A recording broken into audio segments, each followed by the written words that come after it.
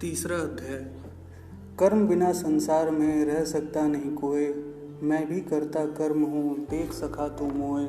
शुरू सृष्टि में यज्ञ की आज्ञा दी करतार, यज्ञ कर्म का रूप है नहीं इस बिन निस्तार। यज्ञ रूप है ब्रह्मा का यह जानत धीमान, जो नर त्यागे कर्म को सो मूरख नादान। जिमि कुछ करता कर्म है न करता तिमि कर्म, इस कारण करना भला हमने जाना मर्म। अर्जुन ने पूछा, हे जनार्दन, यदि आपके मत से कर्म और कर्म से बुद्धि श्रेष्ठ है तो केशव मुझे इस घोर कर्म में क्यों लगाते हो? मिले हुए वचनों से आप मेरी बुद्धि को भ्रम में डाल रहे हैं। निश्चय करके मुझे बतलाइए जिससे मैं कल्याण को प्राप्त हो। श्री कृष्ण जी बोले, हे निष्पाप अर्जुन, मैं पहले समझा चुका हूँ कि इस लोक में दो प्रकार की निष्ठा कही है। एक तो सांख्य वालों का ध्यान योग, दूसरा योगियों का कर्म योग।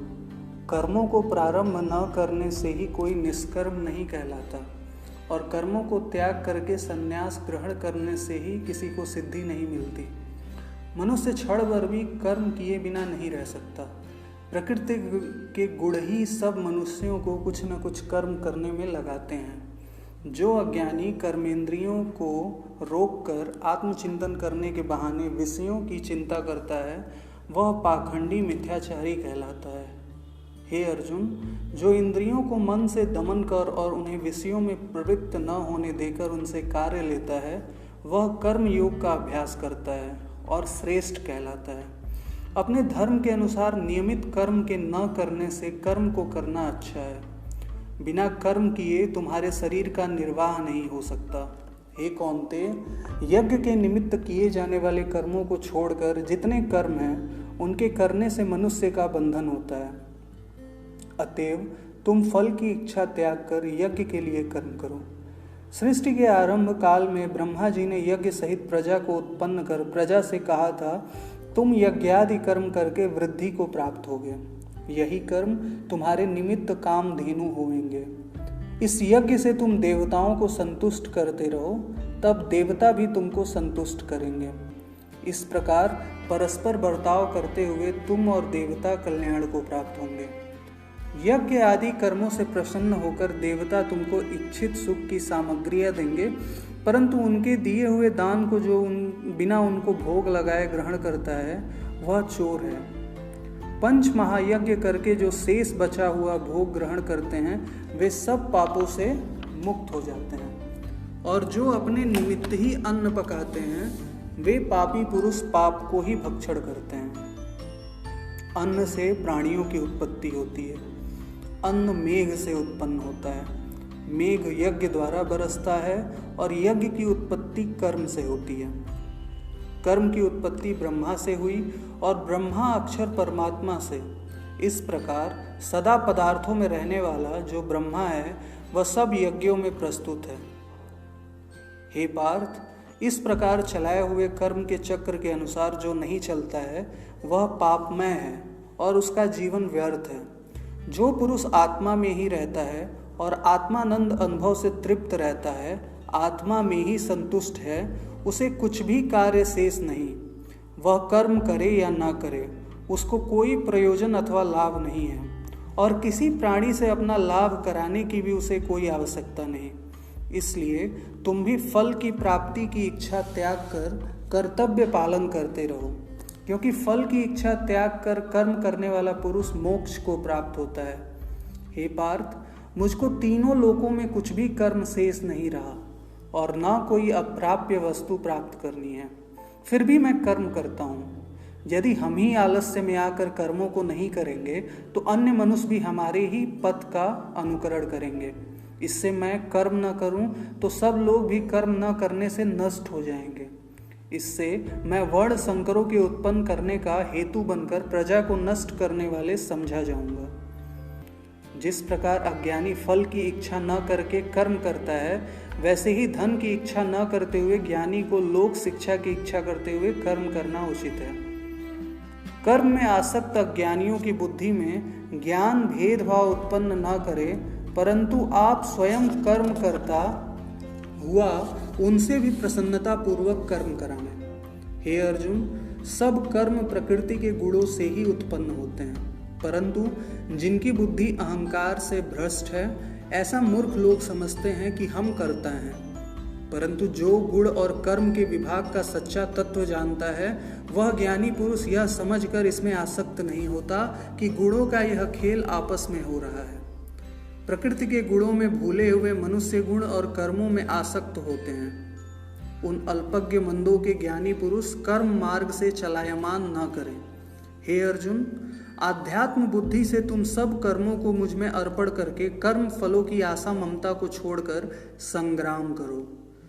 जो पुरुष श्रद्धा पूर्वक मेरे वचनों पर दोष दृष्टि न करके मेरे इस मत के अनुसार आचरण करते हैं, वे लोग कर्म बंधन से निश्चय मुक्त हो जाते हैं, और जो अज्ञानी इस मत पर दोष दृष्ट करते हुए इसको ग्रहण नहीं करते, वे संपूर्ण ज्ञान से रहित हैं, उनको नष्ट हुआ जानो।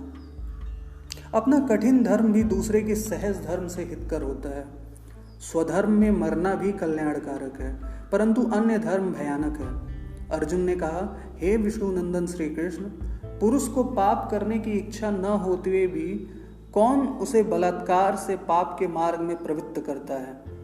श्री कृष्ण भगवान बोले, हे अर्जुन, रजोगुण से उत्पन्न होने वाला काम व क्रोध मनुष्य को पाप मार्ग में ले जाता है। इन्हें करके उत्पन्न इच्छा कभी तृप्त नहीं होती। ये महापापी और घोर शत्रु हैं। जैसे धुआं से अग्नि, धूल से दर्पण और झिल्ली से गर्भ का बालक ढका हुआ है, उसी प्रकार विषय की इच्छा से आत्मज्ञान ढका हुआ है। हे कुंती पुत्र, इस शत्रु काम के कारण ज्ञानियों का ज्ञान आच्छादित हुआ है और सदा अग्नि की तरह दीप्त नहीं होता। इंद्रियां, मन और बुद्धि इस काम के आश्रय स्थान है। इनके सहारे विषयेच्छा ज्ञान को आच्छादित करके जीव को मोहित कर लेती है। अतएव तुम सर्वप्रथम इंद्रियों को वश में करके ज्ञान और विज्ञान को नष्ट करने वाले इस पापी काम को अवश्य ही जीतो। यदि तुम कहते हो कि तुम में ऐसी शक्ति नहीं है, तो यह तुम्हारी भूल है, क्योंकि शरीर से इंद्रियां प्रबल हैं और इंद्रियों से भी प्रबल मन है। इस प्रकार जो बुद्धि से परे है, उस आत्मा को जानकर निश्चयात्मक बुद्धि द्वारा मन को निश्चल करके, हे महाभाव, तुम इस प्रबल शत्रु काम को जीत लो। तीसरे अध्याय का महात्म्य। श्री नारायण जी बोले, हे लक्ष्मी, एक महामूर्ख शूद्र अकेला ही एक वन में रहता था। बड़े अनर्थों से उसने बहुत सा द्रव्य इकट्ठा किया।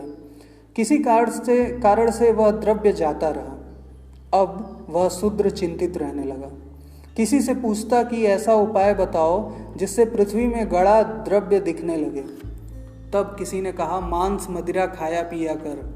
तब वो वहाँ और अधिक खोटा कर्म करने लगा, चोरी करने लगा। एक दिन धन की लालसा कर चोरी करने गया, मार्ग में चोरों ने मार दिया। तदंतर उसने प्रेत की योनि पाई। उस प्रेत योनि में उसे बड़ा दुख हुआ। एक वट वृक्ष पर रात दिन चिल्लाया करता कि कोई ऐसा भी है जो मुझे इस अधम ध्येय से छुड़ाए। कुछ समय बाद शूद्र की स्त्री से पुत्र जन्मा। जब उसका पुत्र बड़ा हुआ तो एक दिन अपनी माता से उसने पूछा, मेरे पिता क्या व्यापार करते थे और देहांत किस प्रकार हुआ? तब उसकी माता ने कहा, हे बेटा, तेरे पिता के पास बहुत द्रव्य था, वह सब यूं ही जाता रहा। वह धन के चले जाने से बहुत चिंतित रहने लगे। एक दिन धन की लालसा से चोरी करने गए, परंतु मार्ग में चोरों ने उन्हें मार डाला। तब बेटे ने कहा, हे माता, उनकी गति कराई थी? माता ने कहा, नहीं कराई। तब वह पंडितों से पूछने गया और जाकर प्रार्थना की, हे स्वामी, मेरे पिता एक दिशा में जाकर मृत्यु को प्राप्त हुए, अतः उनका उद्धार किस प्रकार होगा?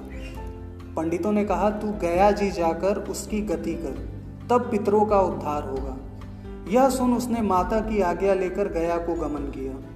प्रयागराज का दर्शन स्नान करके आगे को चला। रास्ते में एक वृक्ष के नीचे बैठा। वहां उसको बड़ा भय प्राप्त हुआ। यह वही वृक्ष था जहां उसके पिता प्रेत योनि को प्राप्त हुए थे। उसी जगह चोरों ने उसको मारा था। तब उस बालक ने अपना गुरु मंत्र पढ़ा।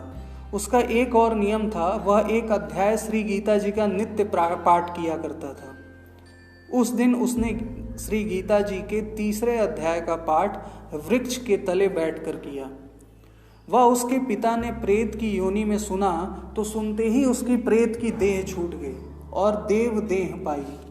स्वर्ग से विमान आया और वह विमान पर चढ़कर पुत्र के सामने आया और आशीर्वाद देकर कहा, हे पुत्र, मैं तेरा पिता हूँ जो मरकर प्रेत हुआ था।